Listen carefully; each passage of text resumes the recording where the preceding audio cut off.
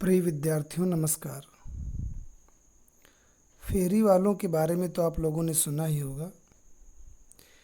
फेरी वाला मतलब बहुत सारे लोग आते हैं अपना सामान ले कर के बेचने। आपके गली मोहल्ले में, घर के आसपास आपने इनको देखा होगा। कई बार फेरी वाले तरह तरह के सामान ले कर के आते हैं। कपड़े बेचने वाले, या फिर अभी गर्मियाँ आ रही हैं तो आइसक्रीम इत्यादि बेचने के लिए भी लोग आते हैं। तो तरह तरह के लोग आते हैं और अपना सामान बेचकर जाते हैं। उनमें कई ऐसे भी होते हैं या जिनका सामान बच्चों के लिए होता है। तरह तरह की चीज़ें बनाते हैं, खाने वाली या कुछ और। तो इन सब से आपकी मुलाकात हुई होगी। आज हम लोग जो पाठ पढ़ने वाले हैं, मिठाई वाला, वह भी इसी तरह एक फेरी वाले की कहानी है। और सच बताता हूँ बच्चों, दिल को छू लेने वाली कहानी है ना। आप देख रहे हैं चित्र में खिलौने वाला, फिर मुरली वाला देख रहे हैं, और इधर मिठाई वाला, है ना। कहानी पढ़ेंगे तो ये व्यक्ति तीनों ही रूप में आपके सामने आएगा, है ना। बच्चों से इसे बहुत प्रेम है। क्यों प्रेम है, ये जानने के लिए हम कहानी पढ़ेंगे। मैं हूँ शैलेंद्र, ये है मेरा परिचय। तो चलिए बढ़ते हैं पाठ की ओर। मिठाई वाला। बीते बहुत ही मीठे स्वरों के साथ वह गलियों में घूमता हुआ कहता, बच्चों को बहलाने वाला, खिलौने वाला। इस अधूरे वाक्य को वह ऐसे विचित्र किंतु मादक मधुर ढंग से गाकर कहता कि सुनने वाले एक बार अस्थिर हो उठते। उसके स्नेहाभिषिक्त कंठ से फूटा हुआ गान सुनकर निकट के मकानों में हलचल मच जाती। छोटे छोटे बच्चों को अपनी गोद में लिए युवतियाँ चिक को उठाकर छज्जों से नीचे झांकने लगती। गलियों और उनके अंतर्व्यापी छोटे छोटे उद्यानों में खेलते और इठलाते हुए बच्चों का झुंड उसे घेर लेता। तब वह खिलौने वाला वहीं बैठकर खिलौनों की पेटी खोल देता। बच्चे खिलौने देखकर पुलकित हो उठते। वे पैसे लाकर खिलौने का मोल भाव करने लगते। पूछते, इसका दाम क्या है? ऑल इचका। खिलौने वाला बच्चों को देखता और उनकी नन्ही नन्ही उंगलियों से पैसे ले लेता और बच्चों की इच्छा अनुसार उन्हें खिलौने दे देता। खिलौने लेकर फिर बच्चे उछलने की कूदने लगते और तब फिर खिलौने वाला उसी प्रकार गाकर कहता, बच्चों को बहलाने वाला, खिलौने वाला। बच्चे को बहलाने वाला, खिलौने वाला।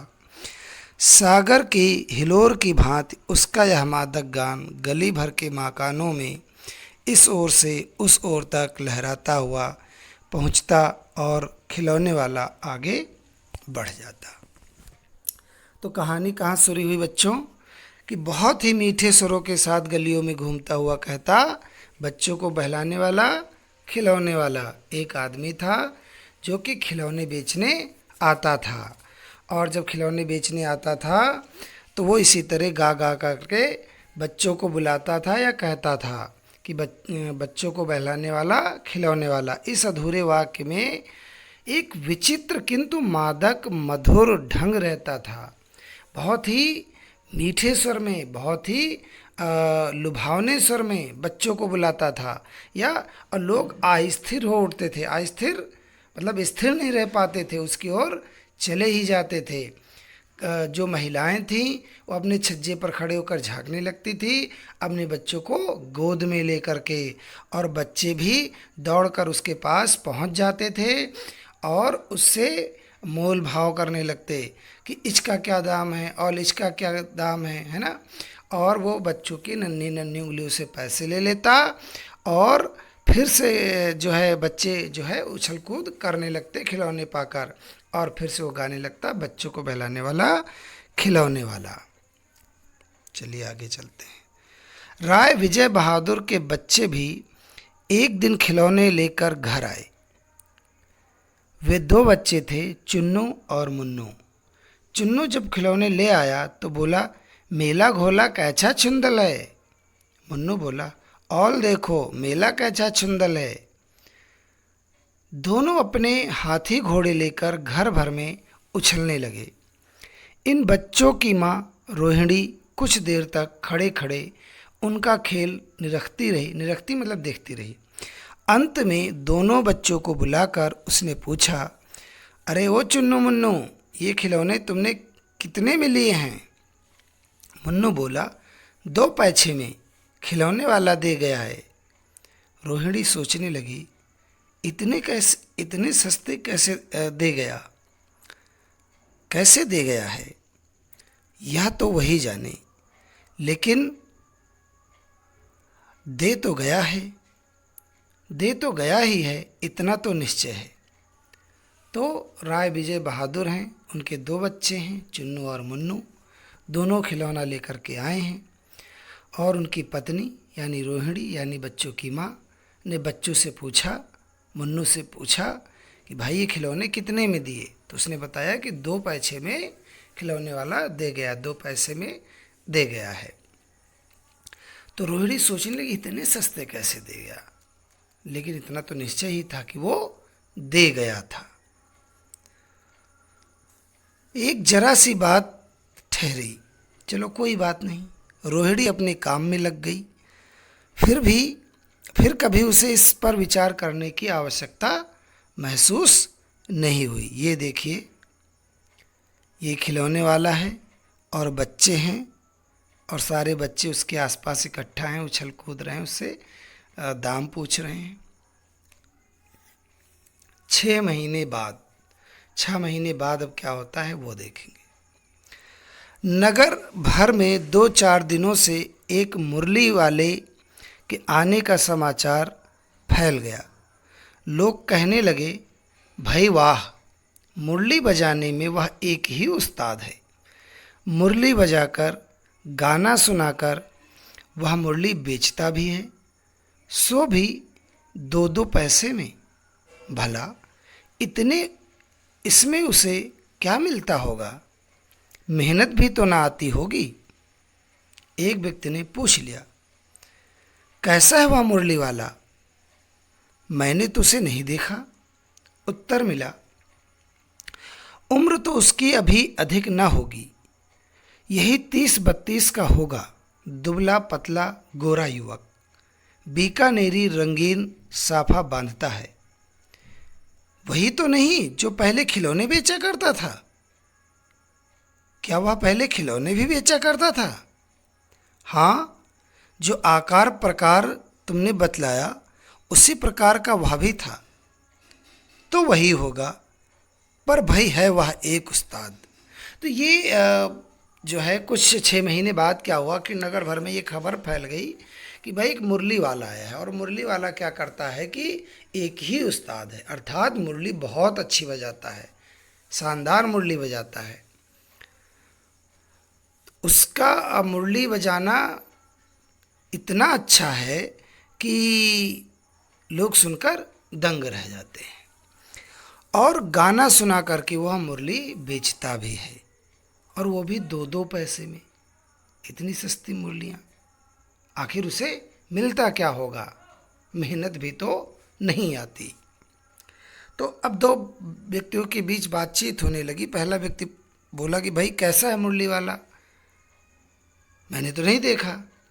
तो दूसरा बताता है कि भाई उम्र तो मतलब उसका एक परिचय देता है कि वो कैसा दिखता है, कैसा है। तो बताता है कि उम्र तो ज़्यादा नहीं होगी, 30-32 के आसपास होगी, और दुबला पतला है, बीकानेरी रंगीन साफा बांधता है। तो दूसरा व्यक्ति पूछता है कि अरे भाई वो तो नहीं है जो पहले खिलौने बेचता था। तो दूसरा कहता भाई ये तो नहीं पता मुझे, पहले खिलौने बेचता था। दूसरा व्यक्ति कहता कि लेकिन जिस प्रकार का रंग रूप या वेशभूषा बताया आपने, उससे तो यही लगता है कि वो होगा। तो दूसरा व्यक्ति भाई होगा, लेकिन हाँ मुरली बजाता बहुत अच्छा, एक ही उस्ताद है। प्रतिदिन इसी प्रकार उस मुरली वाले की चर्चा होती। प्रतिदिन नगर की प्रत्येक गली में उसका मादक मृदुल स्वर सुनाई पड़ता। बच्चों को बहलाने वाला मुरलिया वाला। रोहिणी ने भी मुरली वाले का यह सुर सुना। तुरंत ही उसे खिलौने वाले का स्मरण होया। उसने मन ही मन कहा, खिलौने वाला भी इसी तरह गा गा कर खिलौने बेचा करता था। तो रोहिणी को भी ये बात याद आई जब रोहिणी ने ये सुना कि उसने भी सुना कि बच्चों को बहलाने वाला मुरलिया वाला, जब ये मादक स्वर सुना है ना, तो उसे याद आया कि खिलौने वाला भी इसी तरह गा गा करके खिलौने बेचता था। तो रोहिणी ये सब सोचने लगी कि खिलौने वाला भी ऐसा था। ये देखिए चित्र में देखिए, अब मुरली बेच रहा है मुरली वाला, बच्चे इकट्ठा हैं, उसने बहुत सारी मुरलियां ले रखी हैं, है ना। तो चलिए, रोहिणी उठकर अपने पति विजय बाबू के पास गई। जरा उस मुरली वाले को बुलाओ तो चुन्नू मुन्नू के लिए ले लूं, क्या पता यह फिर इधर आए ना आए। वे भी जान पड़ता है पार्क में खेलने निकल गए हैं। विजय बाबू एक समाचार पत्र पढ़ रहे थे। उसी तरह उसे लिए हुए वे दरवाजे पर आकर मुरली वाले से बोले, क्यों भाई, किस तरह देते हो मुरली?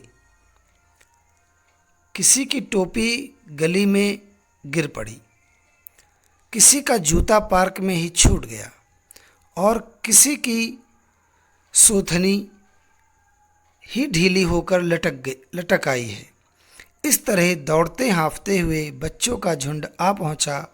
एक स्वर से सब बोल उठे, हम भी लें दे मुल्ली, और हम भी लें दे मुल्ली। तो रोहिणी ने जब ये सुना कि बच्चों को बहलाने वाला मुरलिया वाला, तो उसने अपने पति विजय बाबू से कहा कि भाई जरा मुरली वाले को रोकिए, चुन्नू मुन्नू के लिए हम भी मुरली ले लें। और वे भी कहीं पार्क वार्क में खेलने निकल गए, वे भी मतलब बच्चे। तो विजय बाबू समाचार पत्र पढ़ रहे थे और उन्होंने क्या किया कि बाहर निकल कर खड़े हुए और मुरली वाले को बुलाया और कहा, भाई कितने में मुरली दे रहे हो? लेकिन तभी तक क्या हुआ कि बहुत सारे बच्चों का झुंड जो है इकट्ठा हो आया और हम भी लेंगे मुरली, हम भी लेंगे मुरली करता हुआ उससे मुरली खरीदने के लिए इकट्ठा हो गया। और किसी की टोपी गिर पड़ी, किसी का पजामा ढीला, सोथनी मतलब पजामा ढीला हो गया। तो दौड़ते हाँफते सारे बच्चे इकट्ठे हो गए थे। देखिए आगे क्या होता है। मुरली वाला हर्ष से गदगद हो उठा, बोला, सबको देंगे भैया, सबको देंगे भैया, लेकिन जरा रुको, ठहरो, एक एक को देने दो। अभी इतनी जल्दी हम नहीं लौट थोड़े ही जाएंगे, हम कहीं लौट थोड़े ही जाएंगे, बेचने तो आए ही हैं और हैं भी इस समय। मेरे पास एक दो नहीं, पूरी 57। हाँ बाबूजी, क्या पूछा था आपने?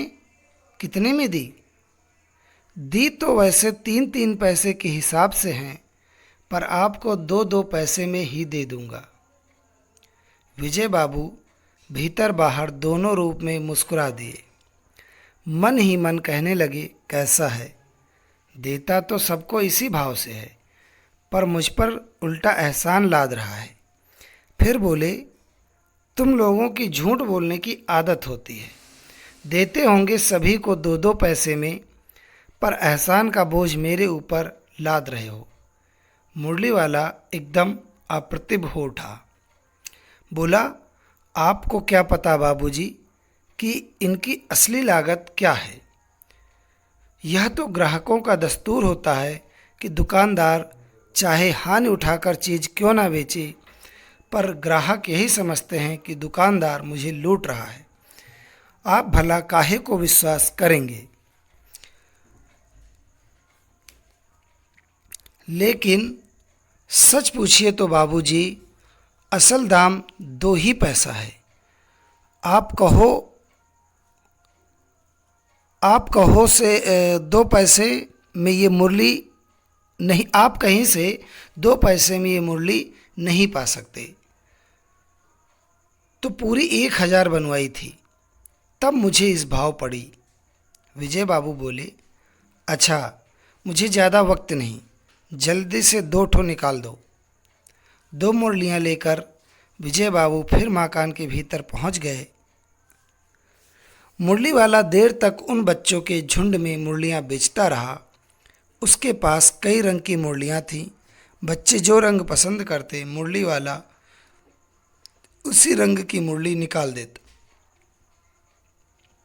तो क्या हुआ बच्चों, जब विजय बाबू जब बाहर निकले और पूछा और बच्चों का झुंड आ गया, उसके बाद फिर थोड़ी देर बाद बच्चों से निपटने के बाद उसने विजय बाबू से बोला कि हाँ बाबूजी, आपने क्या पूछा था, कितने में दी? तो दी तो 2 पैसे में, लेकिन दी तो 3 पैसे में, लेकिन आपको 2 पैसे में दे दूंगा, ये मुरली वाले ने कहा। विजय बाबू मुस्कुरा उठे, बाहर भी और भीतर भी, यानी मन ही मन मुस्कुराए और बाहर भी उनकी मुस्कुराहट दिखाई दी, यानी बाहर भी मुस्कुराने लगे और बोले कि सबको एक ही भाव से देता है और फिर भी हमें जो है उल्टा हमारे ऊपर एहसान लाद रहा है।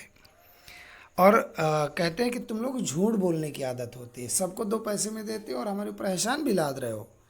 तो मुरली वाला एकदम अप्रतिभ उठा, एकदम उसे लगा, अरे बाबूजी क्या बोल रहे हैं, मतलब एक तो इतने सस्ते में दे रहा हूँ, ऊपर से ये इस ढंग से बोल रहे हैं। तो बोला, आपको क्या पता बाबूजी इनकी असली लागत क्या है? और ग्राहकों का दस्तूर ही होता है कि दुकानदार कितना भी सस्ता दे दे, लेकिन ग्राहकों को लगता है कि दुकानदार उसे लूट ही रहा है। विजय बाबू खैर ज़्यादा, उन्होंने कहा कि मेरे पास ज़्यादा वक्त नहीं है, 2 ठो मुरलियाँ निकाल दो। तो उसने निकाल दी। तो बच्चों, आज यहीं तक पढ़ते हैं, इसका अगला भाग हम अगले अंक में पढ़ेंगे। जाने से पहले आपसे एक प्रश्न है कि इस पाठ के लेखक कौन हैं? आप लोग बताइए, है ना। और मुरली वाला और क्या बेचता था, सबसे पहले वो क्या बेचता था, ये भी बताइए। तो मिलते हैं अगले अंक में, तब तक के लिए धन्यवाद।